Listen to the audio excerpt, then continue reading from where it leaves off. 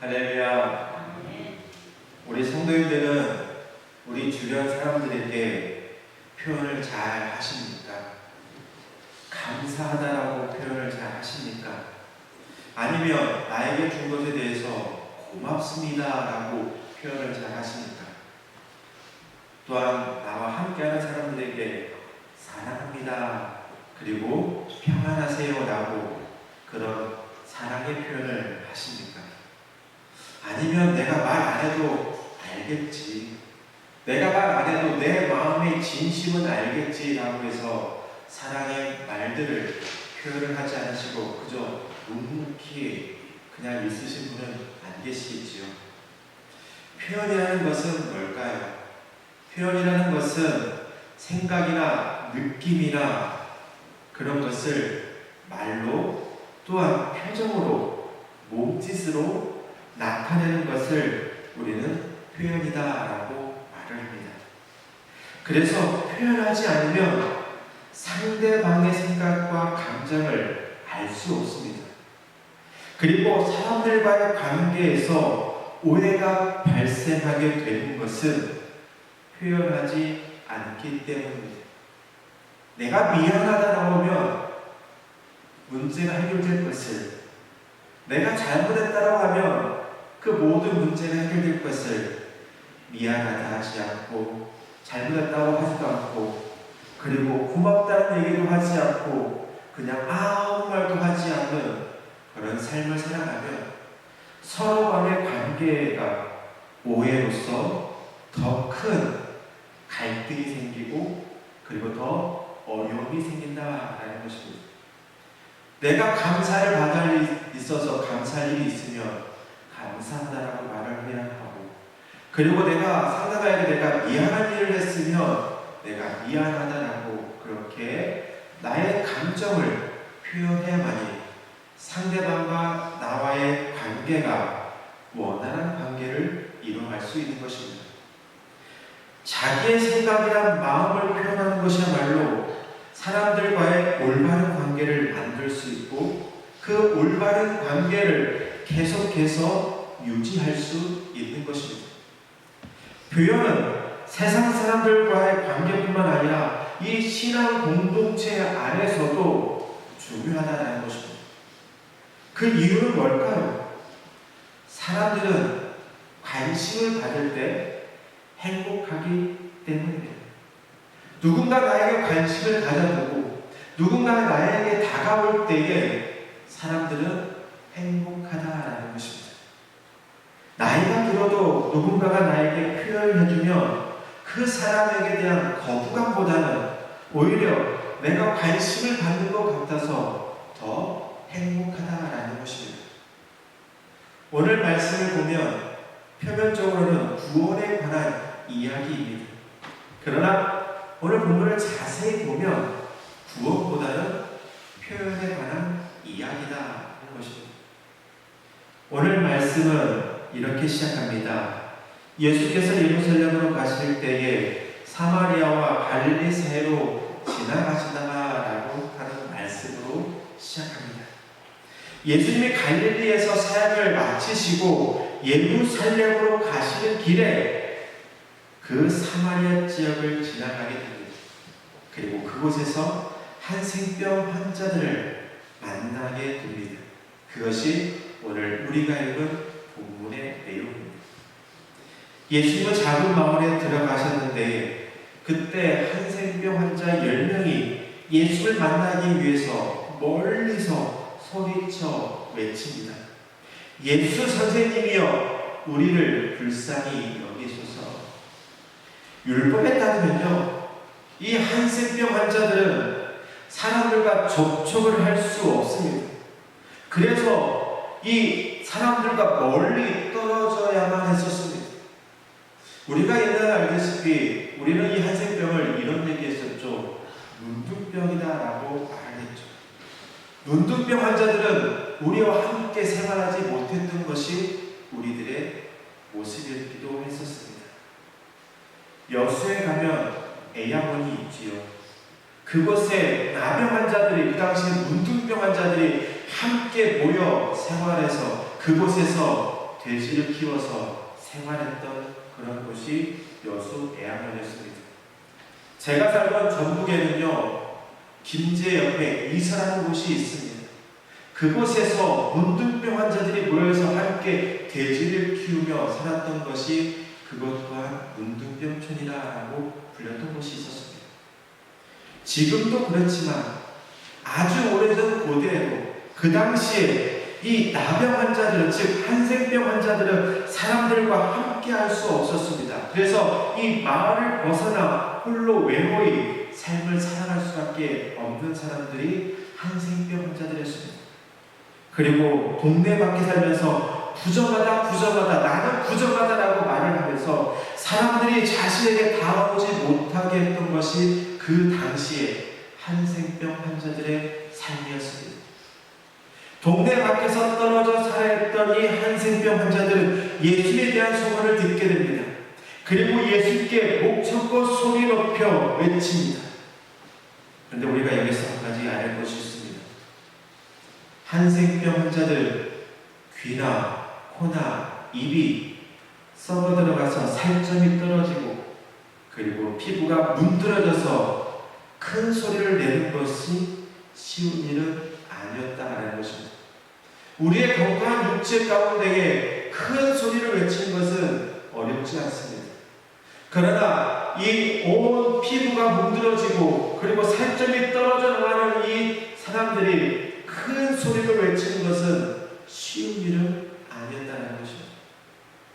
그럼에도 불구하고 이 한생병 환자들이 소리를 지르며 예수를 불렀다는 것은 뭐냐면 그들에게는 간절한 소망이 있었다는 것입니다. 한생병 환자들의 외침은 단순히 도움을 받고자 하는 그 외침이 아니라 자신들의 인생을 건 외침이었습니다. 그리고 그 외침 속에서는 자신의 병이 낫게 될 것이라는 믿음이 전제된 외침이었습니다. 예수님께 나아간다라면 모든 질병을 갖더라도 깨끗이 나음을 받았다라는 그런 소문을 들었던 이 한생병 환자들이 예수를 크게 외치는 것은 나도 주님을 만나면 나도 병고침을 받을 수 있겠구나라는 그런 믿음의 확신이 있었기에 그들은 소리가 나지 않더라도 나의 그 입술 목소리에서 그 소리가 잘 울려 퍼지지 않는다라도 최선을 다해서 주님의 이름을 부른 것이었습니다. 한생병 환자들의 외침을 들은 예수는 그들에게 이렇게 말합니다. 가서 제 사람들에게 너희의 몸을 보이라. 예수님은 어떤 행위나 조치가 없이 그저 말씀만 하십니다. 너의 몸을 제사장에 가서 보이라. 예수의 말씀을 들은 한생병 환자들은 어떤 마음이었을까요? 아마도 황당했을 것입니다. 그들에게는 한 가지 기대감이 있었습니다. 예수님이 나에게 치유의 메시지를 선포해 주시던가 아니면 나의 연약한 피부에 손을 얹어 주셔서 말씀해 주셔서 깨끗이 치유해 주시던가 그렇게 해야 할 거라고 생각을 했는데 막상 다가가니까 치유의 메시지도 없고 내 그 문드러지는 그 피부에 손을 얹고 기도해 주시지도 않는 그 예수의 모습을 보면서 그들은 당황했을 것입니다. 그러면서 예수님께서 말씀하신 대로 그저 제사장들에게 가서 몸을 보이라는 그 말씀에 그들은 순종합니다. 성도님들이 아프면 병원에 가십니다. 그런데 병원에 갔는데 의사 선생님이 그냥 집으로 돌아가시면 됩니다. 집으로 돌아가시면 깨끗이 나을 것입니다 라고 말을 하면 성도님들은 그 의사 선생님의 말을 들었을 때 어떤 기분이 드시겠습니까? 이 의사 선생님 돌팔이 아니야? 내가 이 의사 선생님한테 내 몸을 맡길 수 있는 걸까라고 의심을 하게 됩니다. 나는 내가 치유받기 위해서, 내가 고침받기 위해서, 내 아픈 부위를 고침받기 위해서 왔는데 그 의사 선생님이 하는 말이 그냥 돌아가세요. 돌아가시면 나을 거예요. 그러면 선생님들은 그 의사 선생님을 향해서 이렇게 말할 것입니다. 내가 여기 왔으니까 주사를 놔두든 치료를 해주든지 아니면 약 처방이라도 해주는 거 아닙니까? 라고 의사 선생님을 향해 항의할 것입니다. 그것이 우리들의 모습일 것입니다. 이 한생병원에도 그런 마음이었을 것입니다. 주님 앞에 나왔는데 주님의 내 몸에 만져주시고 주님의 나의 연약한 부위를 만져주셔서 내 모든 그 모든 아픔이 나의 모든 질병이 떠나가길 바라며 나왔는데 주님은 그저 하시는 말씀이 그저 제사장에 가라. 아무런 변화도 없는데 제사장이 간다는 것. 치유가 되었다는 확신이 있어야만이 하는 행동입니다. 그 확신이 없다라면 한생병 환자들은 제사장에 갈 이유가 없다는 것입니다. 오히려 예수님께 나와 이렇게 말을 하겠죠. 예수님, 내가 주님 앞에 나온 것은 주님 앞에 내가 치유받기 위해서 나왔습니다. 그렇다면 나의 그 연약한 부위에 손을 얹어주시고 기도해 주셔야 하는 것이 아닙니까? 아니면 치료의 메시지라고 선포해 주셔야 하는 것이 아닙니까? 라고 그렇게 예수님께 이야기했을 것입니다. 그러나 그들은 확신이 있었기에 그 말씀에 따라 그저 제사장에게 발걸음을 향해 가고 있었습니다. 그런데 놀라운 것은 이 한생병 환자들은 예수의 말씀을 듣고 가는 길에 자신이 가졌던 그 병이 깨끗함을 받게 되었습니다. 몸에 아무런 변화도 없이 말씀을 듣고 순종하여 행동으로 옮겼을 때에 그들에게는 놀라운 결과가 나타난 것입니다. 한생병 환자들의 모습을 보면서 말씀을 믿고 말씀에 순종했을 때에 불가능한 것이 가능하게 된다는 것을 우리는 알 수 있습니다. 우리의 생각으로 판단하고 우리의 생각으로 주님의 말씀을 바라보는 것이 아니라 주님이 우리에게 주시는 말씀에 따라 우리가 나아갔을 때에 우리에게 놀라운 능력의 역사가 일어난다는 것입니다. 10명의 한생병 환자들은 예수의 말씀에 순종하여 제사장에게 자신의 몸을 보여줍니다. 자신들의 몸이 깨끗하게 변화된 것을 제사장에게 보여줄 것입니다. 오늘 10명의 이 한생병 환자들은 그들은 놀랐을 것입니다. 주님이 나에게 치료의 메시지를 선포해주지 않고 주님이 나에게 손을 얹어주지 않는다 할지라도 주님의 말씀에 순종했을 때에 나에게 놀라운 능력의 역사가 일어나게 되었구나라는 것을 그들은 깨닫게 되었다라는 것입니다. 한센병에 치료된 10명의 환자 중에 한 사람만이 자기가 나은 것을 보고 큰 소리로 하나님께 영광을 돌리고 예수님께 다시 돌아와 발 아래 엎드려 감사의 표현을 했습니다. 그러자 성령은 이 사람에 대해서 이야기합니다. 이 사람은 사마리아 사람이다. 그 당시에 사마리아 사람들은 사람 취급도 못하는 사람이었습니다. 우리나라에도 옛날에 혼혈인들을 보면 좀 멀리하고 싶고 지금은 조금 우리나라에 외국인들이 많은 것은 좀 덜하지만 한 20년, 30년 되더라도 우리나라에 혼혈인이 있으면 뭔가 조금 문제 있는 사람처럼 보이고 뭔가 좀 부족해 보이고 그들을 멀리했던 것처럼 이스라엘 백성들에게 있어서 이 사마리아 사람은 그런 사람이었다는 것입니다. 그래서 예수님이 그 사마리아 사람에게 묻습니다. 그 아홉은 어디 있느냐? 이방인 외에 하나님께 영광을 돌리러 돌아온 자가 없느냐라고 묻습니다. 예수님 말씀을 통해서 우리가 한 가지 느낄 수 있는 것은 뭐냐면 예수님은 지금 안타까워하고 있다는 것입니다. 내가 10명의 사람에게 치유의 메시지를 주고 치유의 역사가 있는데 정작 한 명만이 돌아온 것에 대해서 안타까워하고 서운해하고 있다는 것입니다. 10명이 똑같이 하나님의 은혜를 경험했는데 왜 한 사람만 예수님께 돌아와 감사의 표현을 하는 것에 대해서 안타까워하는 것입니다. 그런데 여기서 중요한 사건이 일어납니다. 예수님은 감사의 반응을 보이기 이 사마리아 사람에게 은혜의 말씀을 선포하십니다. 일어나 가라. 내 믿음이 너를 구원하였느니라. 9명의 사람은요, 자신이 기도했던 것, 자신이 원했던 것만 이루어졌습니다.